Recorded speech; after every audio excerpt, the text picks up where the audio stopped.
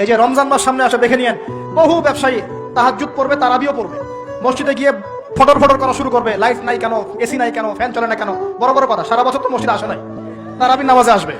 আবার দেখবেন অনেকে সারাদিন তো মসজিদ নাই, জুমার দিনে যায়, জুমার দিনে গিয়ে বলে এই ইমাম সাহেব ওটা করেন নাই কেন, এই মুয়াজ্জিন সাহেব এটা করেন নাই কেন। আছে না এমন লোক? এই শ্রেণী মানুষ আছে দেখবেন, এরাই ফটর ফটর বেশি করে রমজান মাসে। রমজান মাসে দেখবেন নামাজে তারাবিও পড়বে, মাপেও কম দিবে। এরকম লোক আছে না? মাপে যারা কম দেয়, এই পাপের কারণে সমাজের মধ্যে দুর্ভিক্ষ নেমে আসে।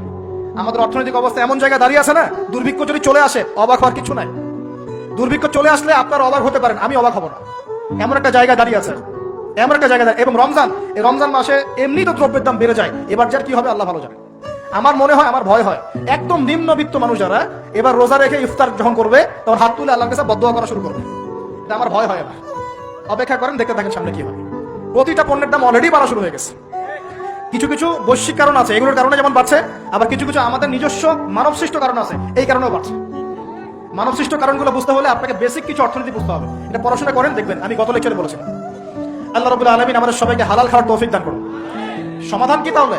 সমাধান হচ্ছে অপচয় কমাতে হবে। 5টা খেজুরে ইফতার হয়ে গেলে 6 নম্বর খেজুর দান করে দেন। 6 নম্বর খেজুর দান করে দেন, সদকাগুলো বেশি বেশি বাড়িয়ে দেন। এই যে মানুষগুলো খেতে পারবে না, ওদের ঘরে ঘরে গিয়ে ইফতারগুলো পৌঁছে দেন, মাসের বাজার করে দেন। যাদের সামর্থ্য আছে, যাকাত ফরজ হয়েছে, যাকাতগুলো দিয়ে দেন। আল্লাহ পাক তৌফিক দান করুন। দুর্নীতি বন্ধ করেন, কালো টাকা বন্ধ করেন। কত টাকা পাচার হয়ে গেল বিদেশে, সেগুলো কে ফিরিয়ে নিয়ে আসবে? এই দায়িত্ব কার?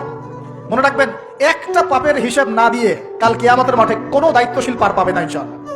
কোনো দায়িত্বশীল না। এই যে আমি লেকচার দিচ্ছি না, আল্লাহ পাক আমাকেও দাঁড় করাবেন। দাঁড় করায় বলবেন, তোমাকে আমি দিনের যে জ্ঞান দিয়েছিলাম সেই জ্ঞানের হক তুমি আদায় করেছো কিনা হিসাব দেওয়া। এই যে বড় বড় মুফাসসিরে কোরআন, মুফতি, মুহাদ্দিস বসাচ্ছেন, পাংখা দিয়ে বাতাস করছেন, হ্যাঁ, চা খাওয়াচ্ছেন, কফি খাওয়াচ্ছেন, এক একজনকে আল্লাহ পাক দাঁড় করাবেন, বলবেন কোরআন সুন্নাহর যে আমানত দিয়েছিলাম সে আমানতের সাথে কতটুকু তুমি হক আদায় করেছো, হিসাব না দিয়ে পার পাবে না তুমি। ইসলামী মনে করেছেন নাকি দিনকে? ঠিক একই ভাবে সমাজের, রাষ্ট্রের দায়িত্ব আল্লাহ পাক যাদেরকে দিয়েছেন, এক একজন ব্যক্তিকে আল্লাহ পাক দাঁড় করাবেন। দাঁড় করে জিজ্ঞাসা করবেন, কোন কোন জনগণের কোন কোন হক তুমি নষ্ট করেছো, কার কার হক দিয়েছো, কার কার দাও নাই, সবার সামনে হিসাব দাও, তারপর জমা হয়ে যেতে পারো। এত সহজ না।